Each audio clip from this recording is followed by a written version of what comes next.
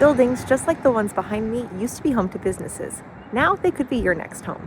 I'm Kelly Prinz of Coastal Connecticut Times, and we're diving into the office to housing conversion trend happening across lower Fairfield County. Lower Fairfield County is home to hundreds of office buildings and office parks, many of which were built between 1970 and 2000. This was a trend that took place across the country. According to a report from the Brookings Institute, between 1979 and 1999, many companies moved out of the cities and into suburban spaces. In 1979, almost 75% of office space was located in central cities, with just a quarter in the suburbs. By 1999, the suburban share had grown to 42%. Across lower Fairfield County, this trend was increasingly evident. For example, in the late 1950s and 1960s, Stamford bulldozed many residential neighborhoods and built massive office buildings in their place. According to a 1985 New York Times article, about 9 million square feet of office space was added to the city between 1960 and 1985. Meanwhile, in Norwalk, the Merritt 7 office park brought 1.4 million square feet of office space to the city, beginning with the first building that opened in 1980. The office park has been home to many high-profile names, including some of its current tenants that include Xerox and Hearst Connecticut Media. The complex was a significant stimulus for the additional investment in this area and the activation of this particular corridor.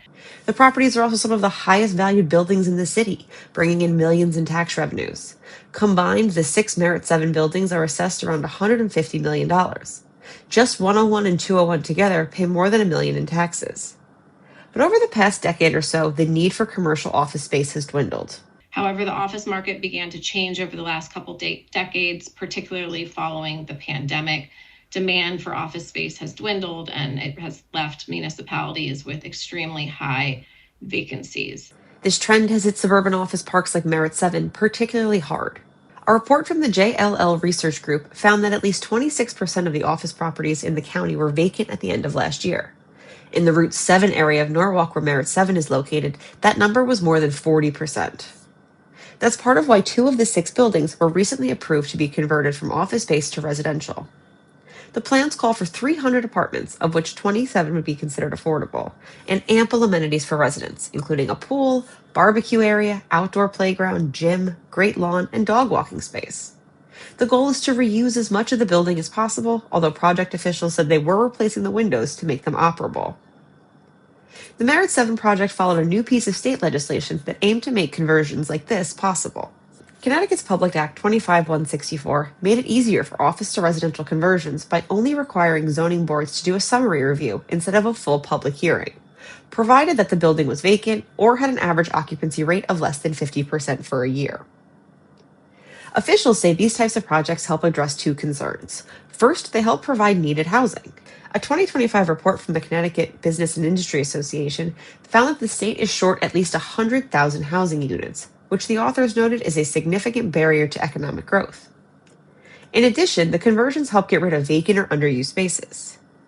As such, this trend isn't just taking place in Norwalk. There's multiple office to housing conversions taking place across Southwest Connecticut. For example, just a few weeks ago, the Stamford Zoning Board approved converting 177 Broad Street from office into 231 apartments. The project will mostly bring studios, 168 of 231, as officials said the building was limited with its window line in terms of adding larger units. It's a tremendous site for residential, and what they're able to do with the amenity package is pretty impressive. And the building is already vacant. They are moving forward with construction documents and looking to get going on this as soon as possible. There are multiple office to residential conversions happening across Stamford, and even in some of the smaller towns like Darien and Greenwich. All of these projects together will add thousands of housing units to the region, which city officials and developers hope will support existing businesses, restaurants, and stores, and provide tax revenues to the city. Looks like an excellent project. I'm glad to see that we're having another conversion of an office building to multifamily. But some questions remain as this trend continues. What happens when you replace places of business with places to live? For example, on a nitty-gritty level, these types of conversions change things like traffic patterns. The Merritt 7 traffic study found that the number of weekday trips would be reduced, which makes sense, people wouldn't be commuting to these spots. However, weekend trips would increase. On a larger level, more residents can support local businesses, provide an economic boost to communities, and add tax revenues. But they can also need more services, such as children in the school system, more cars on the road, and more use of infrastructure like water and sewage systems. As this trend continues, we'll keep exploring the impacts and how this could change the region. But we also want to know, what do you think? How do you think this trend will affect your community? Share your thoughts in the comments or keep following our reporting at coastalconnecticuttimes.com.